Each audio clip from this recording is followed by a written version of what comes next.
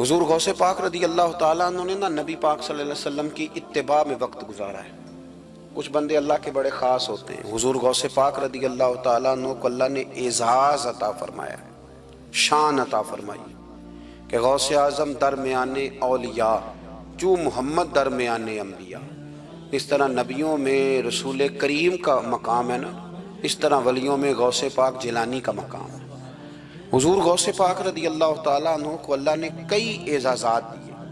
سب سے بڑی بات یہ کہ اللہ نے انہیں کرامات عطا کی۔ کرامت دین کا پورا ایک حصہ ہے۔ ہمارے ہاں نا لوگ کہتے ہیں اخلاق بیان کریں جی، وہ کہتے کیا تھے؟ کرامت کیا ہوتی؟ بھئی کرامت تو قرآن پاک نے بیان فرمائی۔ آصف بن برخیا جناب بلقیس کا ملکہ بلقیس کا تخت لائے تھے۔ یہ اللہ نے کیوں آیت نازل کی قرآن پاک میں؟ وہ قصہ کہانی ہے کہ وہ جی تخت لائیں، یہ کیوں بیان کی؟ اور تخت آیا کس طرح آیا؟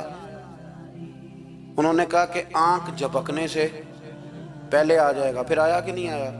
ان سے پوچھا یہ کیسے آیا؟ کہنے لگے ھذا من فضل ربی۔ او سنگیو، صرف حضرت سلیمان علیہ السلام کا امتی تخت لا سکتا ہے، نبی پاک کا غلام نہیں لا سکتا؟ یار آپ نے کرامت کا انکار کر کے اپنے آپ کو کمزور کر لیا ہے۔ اور نہیں جی نہیں، یہ کیسے ہو؟ کیا مطلب ہے اس کا؟ آپ سورہ نمل روز پڑھیں اور جناب سلیمان علیہ السلام کے امتی کی شان بیان کریں کہ وہ آنکھ جھپکنے سے پہلے 80 گز اونچا، 80 گز چوڑا، 80 من وزنی تخت آنکھ جھپکنے سے پہلے لے آئے۔ کسی بندے کا ایمان خراب نہیں ہوتا۔ اور میرے غوث پاک جیلانی، یہ وہ بندے ہیں جن کے بارے میں نبی پاک نے فرمایا کہ میری امت کے علماء بنی اسرائیل کے نبیوں کی طرح ہیں، امتیوں کی طرح نہیں۔ کن کی طرح؟ نبیوں کی طرح، نبیوں کی طرح۔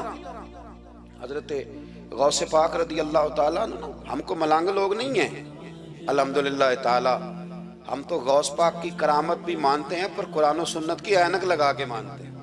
یہ میری بات سمجھ لیں۔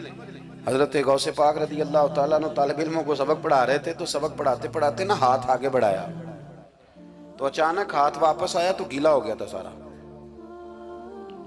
تو شاگرد بھی بڑے سیانے ہوتے ہیں، انہوں نے سبق چھوڑ دیا، استاد جی کے گیلے بازو کو دیکھنا شروع کیا۔ حضور یہ کیا ہے؟ تو غوث پاک بھی غوث پاک تھے۔ ہر بندے کا ہاضمہ اتنا اچھا نہیں ہوتا کہ اس کو ہر بات ہضم ہو جائے۔ کئیوں کو بد ہضمی بھی بڑی سخت ہوتی ہے، کھٹے کھٹے ڈکار آتے ہیں بات سن کے، کانوں سے دھواں بھی نکلتے ہیں کئی دفعہ۔ تو انہوں نے پوچھ لیا فٹافٹ کہ حضور یہ کیا ہوا؟ تو غوث پاک کو پتا تھا کہ سب کا ہاضمہ ٹھیک ہے۔ میاں صاحب نے بھی کہا تھا خاصاں دی گلامہ آگے نہیں مناسب کرنی۔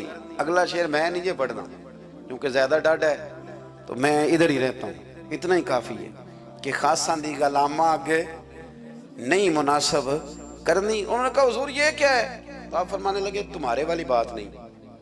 اللہ اکبر۔ ابھی سبق پورا ہو رہا تھا تو بندے دوڑے دوڑے آ گئے اور انہوں نے نعرے لگانے شروع، یا غوث یا غوث یا غوث۔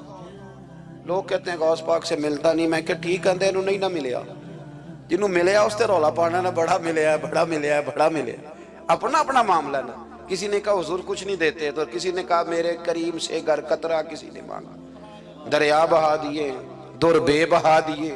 اب جس کو ملا ہے وہ تو شور کرے گا۔ تو تھوڑی دیر کے بعد ہی بندے پہنچ گئے، انہوں نے آ کے یا غوث کے نعرے بھی لگائے، وہ مچلے بھی، وہ روئے بھی، وہ قدم بھی چومے، اپنے مقدر پہ ناز بھی کیا۔ شکر ہے اللہ کا، اللہ نے ہمیں آپ کا غلام بنایا، شکر ہے۔ تو طالب علموں نے پوچھا ہوا کیا؟ کہنے لگے کشتی میں بیٹھے تھے تو ڈوبنے لگی تھی، تو ہم نے کہا کہ ہم تو غوث پاک کے ماننے والے ہیں۔